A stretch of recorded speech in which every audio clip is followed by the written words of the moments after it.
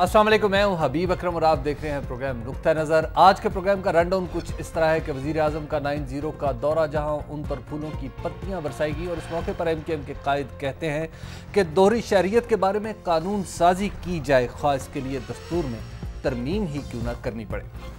और कराची में होने वाले कल के जलसे, MKM ने पख्तूनों का जलसे का इनेकाद किया, ANP का जलसा और जमात इस्लामी की रैली, एक दिन में 3 बड़ी एक्टिविटीज़।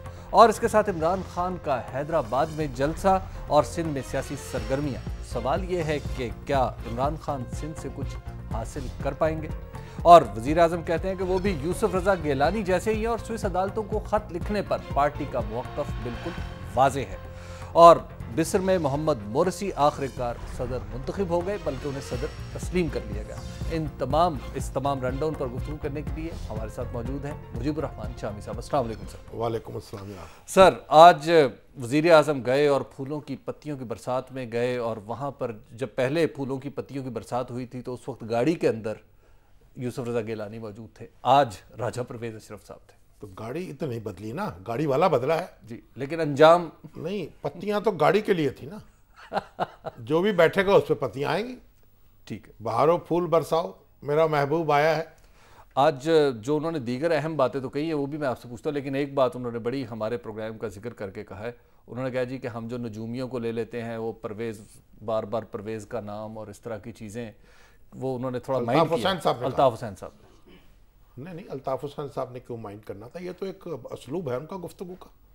अच्छा। हाँ, उनके देखिए, अल्ताफ़ हुसैन साहब ने तो कमाल ये दिखाया है कि कराची में एक जलसा किया है जिसमें पख्तूनों की बड़ी तादाद शरीक हुई है, और पख्तून ऑर्गेनाइजिंग कमेटी को MKM ने बनाई थी, उसके ज़ेर एहतमाम ये जलसा हुआ।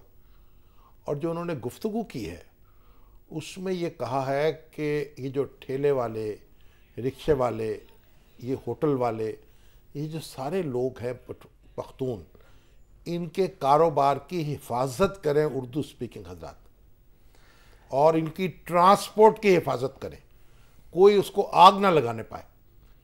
जी, लेकिन क्या उनकी ये तलकीन जो है, इसके असरात नज़र आएंगे? नहीं, उनकी तलकीन के असरात तो नज़र आएंगे, क्योंकि उनका असर और रसूख तो मौजूद है। पहली बार इस शिद्दत के साथ और वजाहत के साथ उन्होंने बात की है इस मौजू पर, और इसको अप्रिशिएट किया जाना चाहिए, और मैं उनको इस पर मुबारकबाद पेश करता हूँ। पहले उन्होंने ख्वातीन का जलसा किया था, वो भी एक पेशकदमी थी, और अब उन्होंने जो ये कराची शहर में अमन कायम करने के लिए कोशिश की है, ये बहुत मुबारक है। और देखिए, आप जब तक ऐसा, ये कैसे, यानी एक मुल्क के रहने वाले, एक कलमा पढ़ने वाले, वो एक दूसरे के खून के प्यासे हों, हमसाया जो है आंखें बंद कर ले कि उसके हमसायगी में क्या हो रहा है, ये किस तरह हमको पत्थरों के देश में रह रहे हैं। शाम साहब, कल मुझे कराची में घूमने का इत्तफाक हुआ, और कराची में इस जलसे की जो चॉकिंग थी वो बड़ी इंटरेस्टिंग थी। उस पर लिखा हुआ था कि MKM के कायद एक ऐसे जलसे से खिताब करेंगे जिसमें खैबर पख्तूनख्वा के रहने वाले शरीक हों। कराची के पख्तून नहीं, खैबर पख्तूनख्वा के रहने वाले शरीक। हाँ, देखिए, ये इशारे तो किसी और तरफ भी है ना। देखिए, बात यह है कि इशारे तो हर तरफ होते हैं ना। आप चाहे उधर का इशारा ले लें, चाहे इधर का इशारा ले लें। तो एक जो लोग वहाँ आए हैं उनका बुनियादी तौर पर सूबा था पख्तूनख्वा, और वहाँ से रोज़ी कमाने के लिए वो यहाँ आए, और बहुत से लोगों ने अपना घर बना लिया कराची को, और पंजाब से भी बहुत से लोग वहाँ गए। अब वो कराची जो है, कराची के ओरिजिनल बाशिंदे तो पता नहीं, वो बेचारे लियारी में रहते हैं, और अपना एक उनकी अपनी एक दुनिया है, उसमें बलोचों का राज जो है वो तो वही बाशिंदे ओरिजिनल है ना कराची के। लेकिन बाकी तो कोई पाकिस्तान के क़याम के वक्त आया, कोई उसके बाद आया, कोई मुल्क के अंदर से आया, कोई मुल्क के बाहर से आया, और कराची में तो कोई, आप देखिए, इस खित्ते का जनूबी एशिया का कोई मुल्क शायद ही ऐसा हो जिसके लोग कराची में न बसते हो। बांग्लादेश बन गया, लेकिन बंगाली लाखों की तादाद में वहाँ मौजूद है, और वो भी उसी तरह के कराचीइट्स हैं जिस तरह के बाकी लोग हैं। लेकिन वो डिस्क्रिमिनेशन कायम है कि मैं बंगाली हूँ, मैं पठान हूँ, मैं ये हूँ, मैं वो हूँ। कल्चर तो फिर अपना अपना रहता है ना, रहन सहन के तरीके हैं। जहाँ लोग एक क्लस्टर बना के रहेंगे, वहाँ ये चीज़ें रहेंगी, इसमें कोई हर्ज भी नहीं है। देखिए जो पश्तूनों का कल्चर है, उनका रहन सहने का तरीका है, या जो बंगालियों का तरीका है, या जो पंजाबियों का तरीका है, ये एक दूसरे से मुख्तलिफ भी है और एक दूसरे से जुड़ा हुआ भी है। अच्छा शम्स साहब, कल ये इस जलसे में भी बात हुई और आज वज़ीर आज़म की मौजूदगी में भी बात हुई, जो अल्ताफ़ हुसैन साहब ने कहा कि साजिश हो रही है और बड़ी गहरी साजिश हो रही है जमहूरियत के खिलाफ। देखिए वो साजिश भी जमहूरियत के ख़िलाफ़ जो हो रही है उस पर भी आते हैं, लेकिन आप ज़रा इस पर गौर कर लीजिए कि वहाँ जो रहने वाले हैं उनको मुखातिब अगर ये किया जाए कि पख्तूनख्वा के रहने वाले हैं, हालांकि वो आप वहाँ के हो चुके हैं, कराचीआइट्स हैं जो कराची में रह रहे हैं और कराची के वोटर हैं, उनका नाम दर्ज हो चुके हैं, वो तो कराची के रहने वाले। और बहरहाल ये एक जो पेशकदमी है इसकी तो आप तारीफ़ करें, मुझे लफ्ज़ नहीं कम पड़ रहे हैं इसकी तारीफ़ करने के लिए, इसलिए मैं दूसरी तरफ ज़रा आपके धक्के से आ रहा हूँ। तो साजिश जो है वो तो हर वक्त हर जगह हो रही है, कहीं जमहूरियत के ख़िलाफ़ साजिश हो रही, कहीं अदलिया के ख़िलाफ़ साजिश हो रही, कहीं मखदूम शहाबुद्दीन के ख़िलाफ़ साजिश हो रही, कहीं आप देखिए कि जनाब मलक रियाज साहब के ख़िलाफ़ साजिश हो रही, कहीं मलक रियाज साहब खुद साजिश कर रहे हैं, कहीं जनाब यूसुफ रज़ा गिलानी के ख़िलाफ़ साजिश हो रही। तो साजिश तो इस मुल्क में ऐसी हो रही है कि हम सब जैसा लगता है कि साजिश ही करते चले, साजिशों का दौरा है, दौरा है। तो साजिशें कहीं मिल जाएं तो इनको तो फ्राई करके खा जाना चाहिए। और अल्ताफ़ हुसैन साहब ने भी जो कहा, देखिए बात यह है, अगर अदारे आपस में टकराएंगे और अगर ये जो तसादम की कैफियत पैदा होगी तो जमहूरियत को ज़ुफ़ पहुँचेगा। अब जमहूरियत को ताकत देने का तरीका ये है कि जो सियासतदान हैं, जो मुंतखब नुमाइंदे हैं, वो अपनी हदूद में रहें, उनको मालूम होना चाहिए उनकी जिम्मेदारियाँ क्या हैं, उनका हलफ क्या था, उसकी पासदारी उन्होंने करनी है। और जो हमारी अदालत है वो ये समझे कि आइन की पासदारी का मतलब जो है वो जजों की हुकूमत नहीं होती, जैसे इस्लाम जो है उसकी अमलदारी का मतलब मौलवियों की हुकूमत नहीं होती। तो ये बड़ी एक नाजुक बात है, हमारी जुडिशरी को इसका एहसास है बड़ी हद तक, लेकिन कहीं ना कहीं शिकायत पैदा हो जाती है। और एक मसला तो ये भी है कि जिस पर कानून नाफिज करेंगे और जिसके साथ इंसाफ करेंगे वो फिर शोर तो मचाएगा। जाहिर है जिससे वजारत उज़्मा छीन ली जाए, नहीं वजारत का दिल तो दुखेगा। ये जो सारे इश्यूज है ना वो एक सियासी इश्यूज है। अब तो ऐसी बात है कि हमारे एक भाई जो हैं उन्होंने हाथ जोड़ के अपने प्रोग्राम में यह कहा कि यूसुफ रज़ा गिलानी साहब खुदा के लिए इस मुल्क की जान छोड़ दें, इस कौम की जान छोड़ दें, और हाथ बांध के, और ये भी बड़ी खुशी खुशी कहा कि सुप्रीम कोर्ट इनको घर भेज देगी। लेकिन जब मजमून लिखने बैठे तो कहा कि जनाब ये तो 63G में इनको घर भेज दिया गया, इसका मतलब वो अच्छे मुसलमान नहीं हैं। हालांकि उनको अच्छे मुसलमान ना होने की पादाश में नहीं भेजा गया, उनको अदालत का हुक्म ना मानने की पादाश में भेजा गया। लेकिन बहरहाल अदालत के फैसले से इख्तलाफ हो सकता है, उस पर तनकीद भी हो सकती है, उसके अंदर सुकम भी तलाश किए जा सकते हैं, लेकिन बुनियादी बात यह है कि सियासतदान परफॉर्मेंस के ज़रिए से, कारकर्दगी के ज़रिए से अपनी रेट जो है उसको एस्टेब्लिश करें और अपनी कारकर्दगी को बेहतर बनाएं। शाम साहब, वैसे जब राजा साहब आए तो एक इंटरेस्टिंग SMS चल रहा था, वो ये था कि प्लीज़ गिलानी कम बैक। तो अच्छा। राजा अशरफ साहब को डराने के लिए राजा अशरफ साहब जो हैं वो उनका इंतजाम भी पक्का, उनको अच्छी तरह यकीन है। अच्छा शम्स साहब, जो अमरीकी बेड़े के बारे में कि जी वो पाकिस्तान के करीब आ गया और अल्ताफ़ हुसैन कह रहे हैं, अब देखिए अल्ताफ़ हुसैन कह रहे हैं तो कुछ ना कुछ करीब तो आ ही गया होगा, और अमरीकी बेड़ा करीब आ गया तो गर्क होने के लिए आया है क्या? तो अमरीकी बेड़ा पहले ही गर्क है, और हमारा तो वैसे हमारे पास, यानी हमारे पास क्या रखा हुआ है जिसने अमरीकी बेड़े ने गर्क करना है।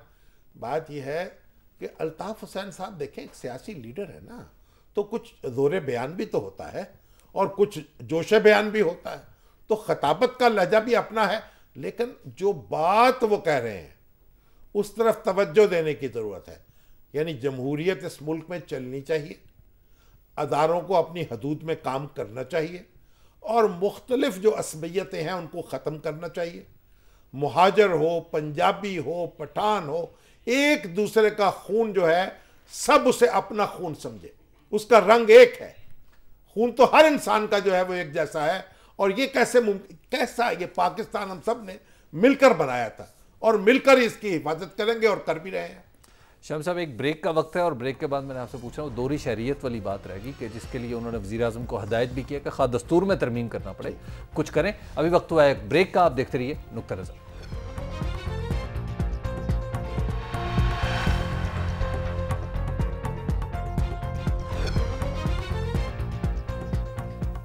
नुक्ता नज़र में एक बार फिर खुशामदीद। सवाल था ब्रेक पर जाने से पहले कि दोहरी शहरियत, शामी साहब वो तो कह रहे हैं दस्तूर में भी तरमीम करनी पड़े तो कर दे। नहीं, दस्तूर में तरमीम तो करनी पड़ेगी, इसलिए कि दस्तूर में यह लिखा हुआ है कि दोहरी शहरियत के हामिल अफराद, यानी जो शख्स किसी दूसरे मुल्क की शहरियत इख्तियार कर लेगा, वो पाकिस्तान के जो अदारे हैं आईनी, उनका मेंबर मुंतखब नहीं हो सकता। तो दस्तूर इसको तब्दील करने की ज़रूरत है। और इसलिए देखिए 18वीं तरमीम हुई, 19वीं हुई, 20वीं हुई, अगर ये जमातें चाहती तो इसमें तरमीम कर सकती थी। और जब तक तरमीम नहीं होगी, ओवरसीज़ पाकिस्तानीज़ जो हैं वो बड़े अजीज़ हैं, वोट का हक़ तो उनको हासिल है, पाकिस्तानी भी वो हैं, लेकिन उनको असम्बली का रुकन बनने का हक़ हासिल नहीं है। और फिर अदालतें इसी तरह उन लोगों को मुअत्तल करती रहेंगी नहीं, वो तो देखिए जो असम्बलियों में दोहरी शहरियत लेके बैठे हो। हम मुसीबत ये होती है कि अदालत का तो कसूर इसमें नहीं है ना। आप कॉन्स्टिट्यूशन में जो आपने लिख दिया उसको दुरुस्त कर दे। तो अल्ताफ हुसैन साहब भी तो अब माशाल्लाह दोहरी शहरियत के हामिल हैं, लेकिन उन्होंने इलेक्शन तो लड़ना नहीं है, सियासत में हिस्सा लेने पर पाबंदी नहीं है, जमात की सरबराही पर पाबंदी नहीं है। ओवरसीज पाकिस्तानी भी वही सियासी हकूक रखते हैं जो पाकिस्तान के अंदर रहने वाले। और हमारे मोहतरम चीफ जस्टिस साहब ने यह रिमार्क दिया था कि अगर ये दोहरी शहरियत का मामला ख़त्म नहीं होगा, इनकी रुकनीतें ख़त्म नहीं होंगी, तो वज़ीर आज़म इम्पोर्ट होते रहेंगे। तो मैं ये अर्ज़ करूँगा बसद अदब के जो ओवरसीज़ पाकिस्तानी हैं उनको हम गैर मुल्की नहीं समझ सकते, हमारे भाई, वो हमारे ही पाकिस्तानी भाई है ना। कोई अगर लाहौर में रहे या कराची में रहे या न्यूयॉर्क में रहे, है तो पाकिस्तानी ना।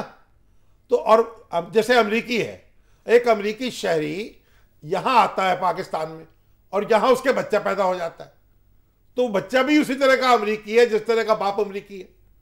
तो पाकिस्तान के जो शहरी हैं उनके जो बच्चे पैदा होते हैं अमेरिका में, लंदन में और जनाब सऊदी अरेबिया में, वो सब पाकिस्तानी होते हैं।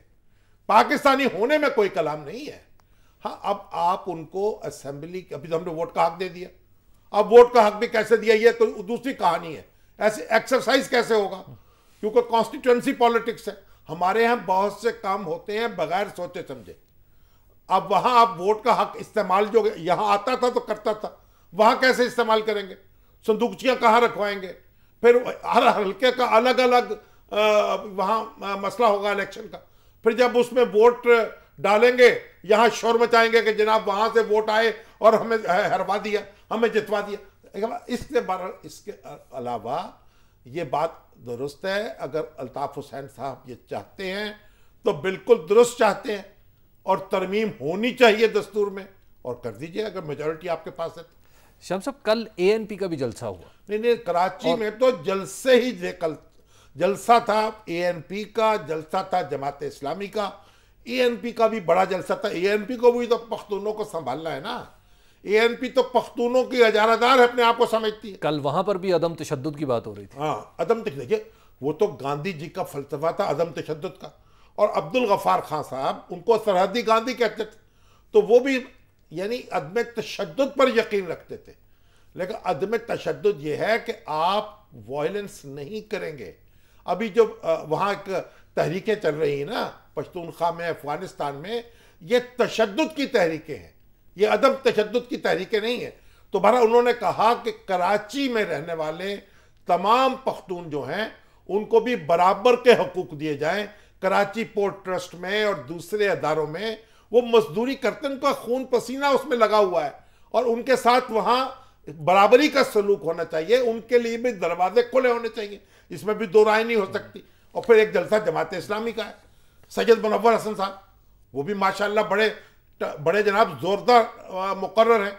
जब 1977 का इलेक्शन था उस वक्त वो अपने अरूज पे थे, उनका नारा सुबह मुनव्वर शाम मुनव्वर रोशन तेरा नाम मुनव्वर, तो ये नारा लगता था। और बला के मुकर्रर हैं, लेकिन अब वो सारी तवज्जो उन्होंने बैनुल अक़वामी अमूर पे मरकूज कर ली है। अमेरिका से वो निपट रहे हैं, यहाँ लोग अपनी मसाइल में उलझे हुए हैं, वो बैनुल अक़वामी गुत्थियों को सुलझा रहे हैं। अगर कभी उनको थोड़ी सी फुर्सत मिले और कौमी मसाइल पर और ये यहाँ के जो मसाइल हैं उन पर भी तवज्जो दें, तो इससे जमात इस्लामी का वोट बैंक बढ़ सकता है। अब देखिए, अख़वानुल मुस्लिमून जीत गई वहाँ और जमात इस्लामी वही की वही खड़ी है।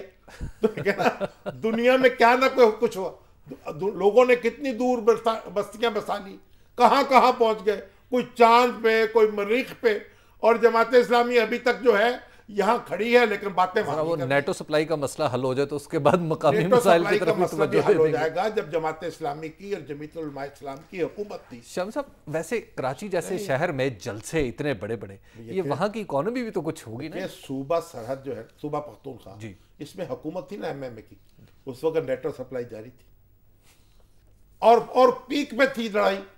अब तो वापसी के लिए रास्ता चाहिए यार। अब वो तो इमरान खान साहब भी कहते हैं कि वापस जाने के लिए तो हम भी रास्ता देने को तैयार। कल कराची में एक दोस्त का तबसरा था, उन्होंने कहा कि शामी साहब के साथ हमें सबसे बड़ा मसला यह है कि उन्हें तारीख बहुत अच्छी याद है और सारी उनके सामने हुई है। आपने वही बात कर दी। अच्छा, आपने उन्हें याद दिला दिया कि तुम्हारे दौर में तो चल रही थी। नहीं, तो मुनव्वर हसन साहब अगर कुछ गौर फरमाएं तो जमात इस्लामी जो है वो भी तरक्की कर सकती है, ऐसी बात नहीं है, तो मायूस ना हो। सब एक ब्रेक का वक्त है और ब्रेक के बाद हम गुफ्तगू यहीं से आगे बढ़ाएंगे और कुछ इमरान खान के बारे में भी गुफ्तगू है, जो सिंध के उनके दौरे हो रहे हैं और वहाँ पर वो किन से मिल रहे हैं, इस हवाले से बात करेंगे। आप देखते रहिए नुक्ता नज़र।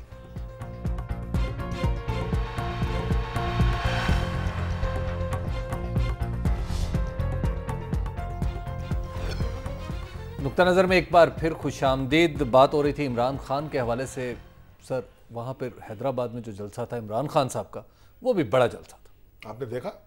मैंने टेलीविजन पे देखा और कुछ लोगों से बात की है, जो हमारे रिपोर्टर्स थे वहाँ पे, जो और लोग थे उनसे बात की है हैदराबाद में कुछ दोस्तों से, वो वाकई बताते हैं कि बड़ा जलसा था। नहीं, हज़ारों अफराद शरीक हुए उसमें, या लाखों? वो हज़ारों की बात आ रही है, लेकिन हज़ार जो लाखों के करीब करीब थे। अच्छा जी। तो वो अब तो कई जगह गए सिंध जी, और बहुत से लोगों से मिले, यानी कोई ख़ास, यानी जो बड़ी शख्सियत जिन्हें आप कहते हैं ना, वो इलेक्टेबल्स जो हैं जी, उनमें से कोई उनमें शामिल तो नहीं हुआ, लेकिन आवाम से उनकी मुलाकातें रही हैं। और शायद वो जो क्रिकेट तो वहाँ भी लोग देखते हैं ना, जी जी, और खेलते भी होंगे, बिल्कुल। तो फिर जहाँ मानता है वहाँ डालना है। लेकिन शाह साहब, अब एक रेस की सी कैफियत लग रही है सिंध में। देख रहे हैं कि वहाँ की सबसे बड़ी स्टेक होल्डर है पाकिस्तान पीपल्स पार्टी, वो खामोश है, वो कुछ नहीं कर रही, ना जल्द से, ना जुलूस, ना कुछ और। लेकिन जो दो दूसरे स्टेक होल्डर्स हैं पंजाब से जाने वाले, इमरान खान साहब और नवाज शरीफ साहब, दोनों वहाँ पे बहुत एक्टिव नजर आ रहे हैं। नहीं तो इसलिए कि उन्होंने तो वहाँ लोगों तक अपना पैगाम पहुँचाना है ना। पीपल्स पार्टी तो मुतमईन है कि मेरी कॉन्स्टिट्यूंसी पक्की है और ये उसमें नकब लगा रहे हैं। अब इमरान खान साहब और नवाज शरीफ साहब के तो कुछ इलेक्टेबल्स भी उनके करीब आए हैं। ये जो हम ख्याल हैं, उनके तो सदर है ना अरबाब रहीम साहब जी, तो उनको सीटें उन्होंने देने का वादा किया है और उसमें अरबाब रहीम साहब भी शामिल हो गए। तो अब देखना यह है कि सिंध के जो लोग हैं ना, उन तक पहुंचना, उनको अपनी बात समझाना, उन तक अपनी बात पहुंचाना, ये अच्छा है। ये पॉलिटिकल प्रोसेस यही तो है। इसमें तो लोगों को ज्यादा कोशिश करनी चाहिए, जाना चाहिए। लेकिन इलेक्शन में कितना असरअंदाज हो सकता है, सवाल तो ये है ना, क्वेश्चन मार्क तो ये बात ये है कि रोम एक दिन में तामीर नहीं होता। तो आप वक्त तो लगता है, लेकिन आप आगे तो बढ़ते हैं ना। पॉलिटिकल, ये जरूरी नहीं है कि हर जगह हुकूमत ही बना ले इमरान खान साहब या नवाज शरीफ साहब, या पता नहीं वो कहेंगे हमारा नाम बाद में ले दिया, चलिए नवाज शरीफ साहब या इमरान खान साहब। तो अब ये हुकूमत, हर काम हुकूमत बनने के लिए नहीं होता। आज नहीं बनेगी कल बनेगी, कल नहीं बनेगी परसों बनेगी। वो क्या है, फैज साहब कह गए ना कि भला से हमने ना देखा तो और देखेंगे, फरोगे गुलशन और सौते हज़ार का मौसम। लेकिन ये है कि सिंध के अंदर भी, पंजाब के अंदर भी, बलूचिस्तान में भी पॉलिटिकल पार्टीज को ऑर्गेनाइज होना चाहिए, लोगों तक अपना पैगाम पहुंचाना चाहिए, उनको अपने साथ मिलाने की कोशिश करनी चाहिए। और ये जो पॉलिटिकल पार्टीज है ना, जब तक ये ऑर्गेनाइज नहीं होगी, उस वक्त तक मुल्क में जमहूरियत जो है ना मुस्तहकम नहीं होगी।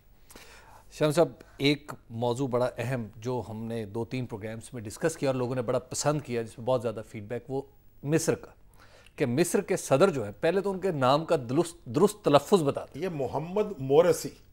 अच्छा। क्योंकि मैंने जनाब अरबी के जो बड़े फाजिल हैं हज़रत मुफ्ती अब्दुल कवी साहब, उनसे पूछा है। मोरसी है कबीला, और अइम्मा हदीस भी हुए हैं कई। तो मोरसी कबीला है, मोहम्मद उनका नाम है, तो मोहम्मद अल मोरसी।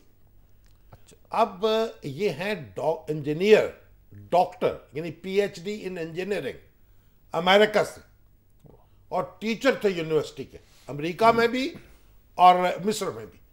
और ये भी देखिए, जैसे हमारे यहाँ इत्तफाकात होते हैं ना, वहाँ भी हुए।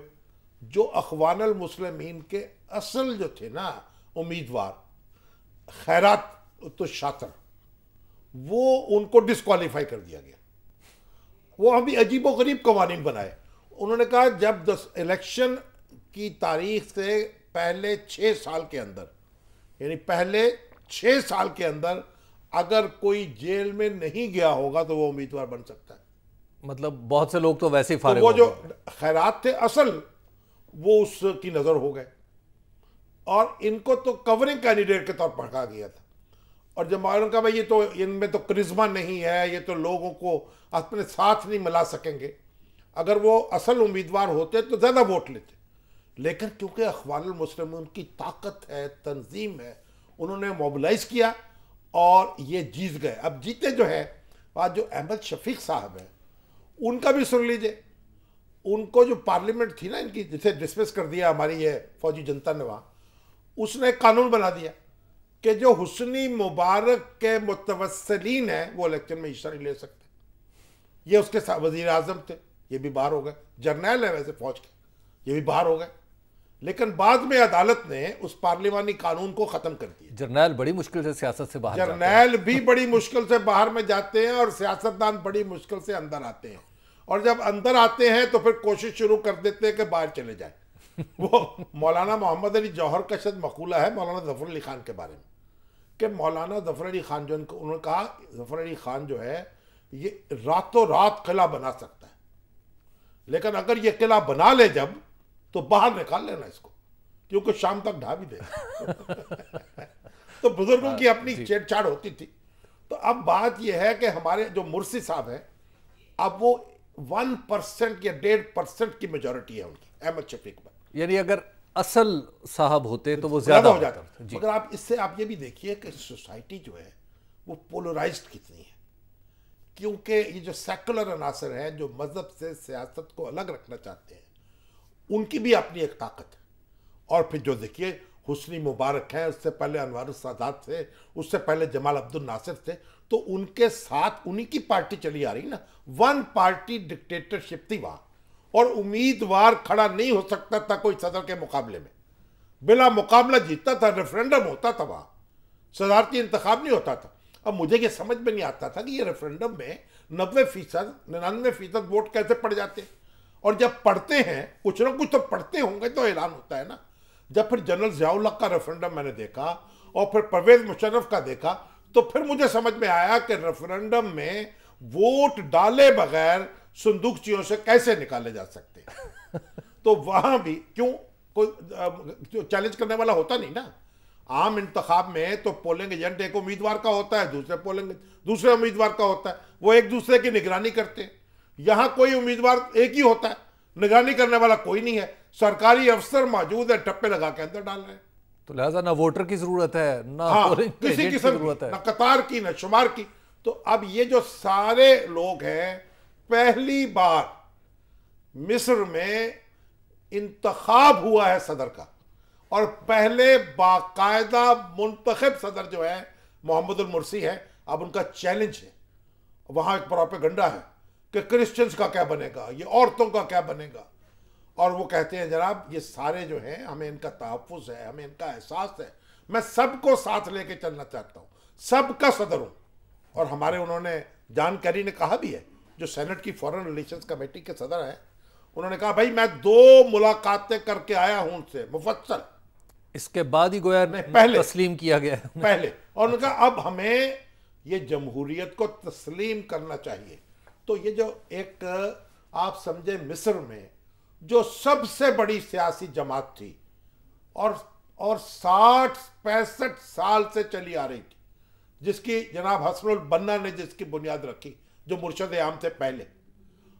आज पहली बार ऐसा हुआ है कि उसको बाकायदा वोट के जरिए से तस्लीम किया गया, और फौजी जर्नैल जो हैं बड़े परेशान रहे, रिजल्ट रोका, ऐलान करें या ना करें।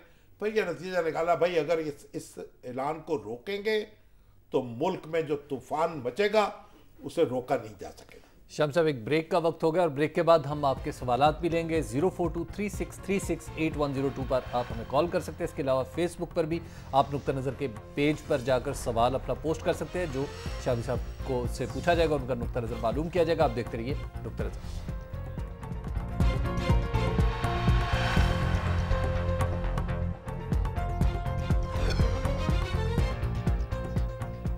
नुक्ता नज़र में एक बार फिर खुशामदीद। सवालात का सिलसिला है, फेसबुक पे मुसलसल सवालात आ रहे हैं। शाम साहब, आपसे बड़े लोग नाराज़ हैं।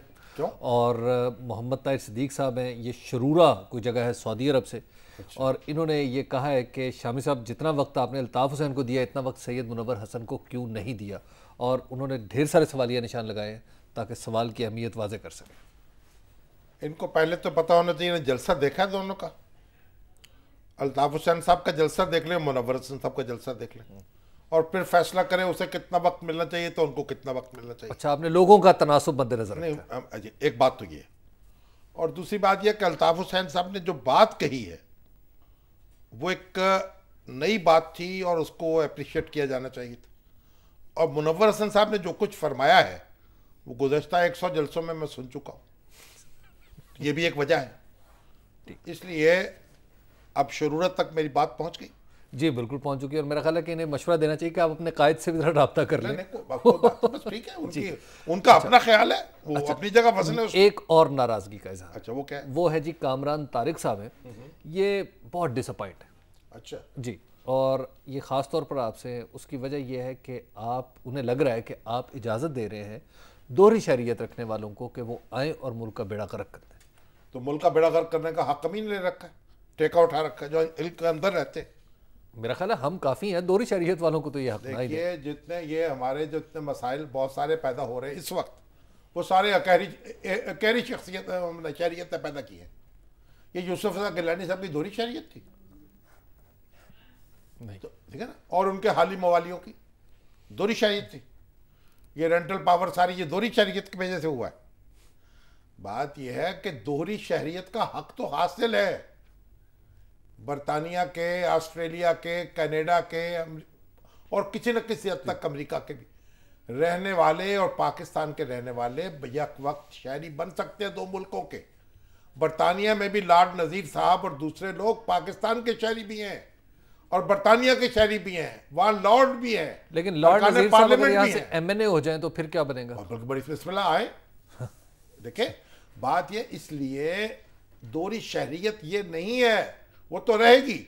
उनको असेंबली का इलेक्शन लड़ने का हक होना चाहिए या नहीं, ये दस्तूर में इस पर पाबंदी है। अगर दस्तूर में तरमीम कर दी जाए तो उनको हक मिल सकता है। उनके 12 अरब डॉलर आते हैं और 13 अरब डॉलर अब तो उससे भी बढ़ गए, और फॉरेन एक्सचेंज हम लेते हैं। अगरचे पैसे तो उनके अजीज़ो अकारब को ही जाते हैं, लेकिन फॉरेन एक्सचेंज तो हमें मिल जाता है ना। अब आप इस तरह बेमुरब्बत हो जाए हम उनसे। अशरफ साहब हैं अबू धाबी से। जी अशरफ साहब। जी अस्सलाम वालेकुम। वालेकुम अस्सलाम जनाब, फरमाओ। जी अस्सलाम वालेकुम। जी अशरफ फरमाइए जनाब। सर, मैं सियासत से हट के बात करनी है। मैं जल्दी कर ले, मगर जो बेड़ा गर्क हो रहा है किसका? ये हमारी जो सियासत का जो कुछ हो रहा है इसको छोड़े। हाँ हाँ फरमाए। मैं बात ये करना चाहता हूँ, ये ना अमूमन जितने भी चैनल ये हैं, ये आपकी आवाज ड्रॉप हो रही है। आ रही, चलिए। ये मेरा ख्याल है किसी दूसरे, किसी और स्काइप वगैरह आजकल वो तो किसी सियासतदान ने उसमें कुछ कर दिया है, क्योंकि वो सियासत से अलग हट के बात करना चाह रहे हैं। इमरान साहब है लाहौर से। जी अस्सलाम वालेकुम इमरान साहब। अस्सलाम वालेकुम जी। वालेकुम अस्सलाम जी शामी साहब, एक तो आपके जो व्यूज हैं वो बड़े बैलेंस होते हैं, इसके लिए एक बड़ी मेहरबानी जनाब। दूसरी बात ये मैंने करनी थी कि क्या जो हमारे पॉलिटिशियंस हैं इनका यही क्राइटेरिया है जो कुछ हम पिछले 3-4 दिनों में देख रहे हैं, खास तौर पे मैं जो हमारे काफली के लोग कर रहे हैं उस हवाले से। वो क्या कर रहे हैं? सर वो जो कर रहे हैं वो, अब मैं इस वक्त, आप इतना टाइम तो मुझे नहीं देंगे। नहीं तो तीसरा मैं आपसे ये एक छोटी सी बात पूछना चाह रहा हूँ कि क्या पाकिस्तान के 18 करोड़ अवाम में से हम लोगों को कोई एक पैट्रियट लीडर मिल सकता है? सारे लीडर देखिए, सारे लीडर माशाल्लाह पैट्रियट हैं। आप इस तरह ना उनसे नाराज हों। उनकी कारकर्दगी खराब हो सकती है, उनमें करप्शन हो सकती है, लेकिन इसका मतलब ये नहीं है कि वो पैट्रियट नहीं रहे। इमाम अबू हनीफा कहते हैं कि ईमान जो है ना मुसलमान का, वो कभी ख़त्म नहीं होता, सिर्फ बादल आ जाता है तो बादल के पीछे छुप जाता है, और कोई ऐसी बात नहीं है। ये सब लोग जो हैं, आप इनका एहतसाब करें। जो नामुनासिब समझते हैं उनको वोट ना दें, इक़्तिदार के ऐवान से निकालें। इनका यही इलाज है। सदाकत साहब हैं वाकंड से। जी अस्सलाम वालेकुम सदाकत साहब। अस्सलाम वालेकुम जी। वालेकुम अस्सलाम। शामी साहब से एक सवाल है जी। हाँ जी, हुक्म जी। अभी थोड़ी देर पहले आप MQM के जलसे की और उनकी तकरीरों की तारीफ भी कर रहे थे और बात हो रही थी। हमारी लाइट चलेगी, मैं फिर दोबारा प्रोग्राम नहीं देख सका। ठीक है। अच्छा, एक सवाल पूछना है जी कि ये जागीरदारों और सरमायादारों और वडेरों के खिलाफ तो बहुत बात करते हैं, लेकिन इनका वोट जब डलता है असम्बली में, और वो जरदारी साहब हैं सरमायादार, गिलानी साहब हैं जागीरदार, और ऐसे ही कई लोगों को ये वो तो आप ये कहेंगे ना, आपसे ये कहेंगे हुजूर आप जिनको मुंतखब करके भेजते हैं उन्हीं में से इंतखाब करना होगा ना। और इस वक्त तो जो MQM के जलसे की बात हो रही थी, जो उन्होंने कराची में अमन व अमान के हवाले से और भाईचारे के हवाले से की है, तो आप किसी एक बात की हमायत का मतलब ये नहीं है कि दूसरी बात की भी हमायत की जाए। और जहाँ तक हमारी असम्बली का ताल्लुक है, जो लोग उसमें होंगे उन्हीं के खिलाफ आप होंगे और उन्हीं के हक में होंगे। जावेद साहब हैं कनाडा से। जी अस्सलाम वालेकुम जावेद साहब। हाँ जी, वालेकुम जी। जनाब अली, मेरा ये सवाल है जी, ये दोहरी शरीयत का जो कर रहे हैं ये सियासतदान आपस में, तो शामी साहब ये क्या ये आपस में मिलके बैठ के ये कर नहीं लेंगे ये दोहरी शरीयत? आपके पास कनाडा की शरीयत है? जी वो कट गया, फोन उनका कट गया है। हाँ, तो वो जाएंगे तो कर लेंगे, तरमीम कर देंगे दस्तूर में, इसमें क्या बात है। और ये कुछ थके थके से बोल रहे थे, लगता है अभी दोहरी शरीयत नहीं आई। शम्स साहब आपका बहुत बहुत शुक्रिया। हमारे प्रोग्राम का वक्त ख़त्म हुआ चाहता है। कल आपकी खिदमत में इसी वक्त और इसी जगह से हाजिर होंगे। कल तक के लिए इजाज़त दीजिए। खुदा हाफिज़।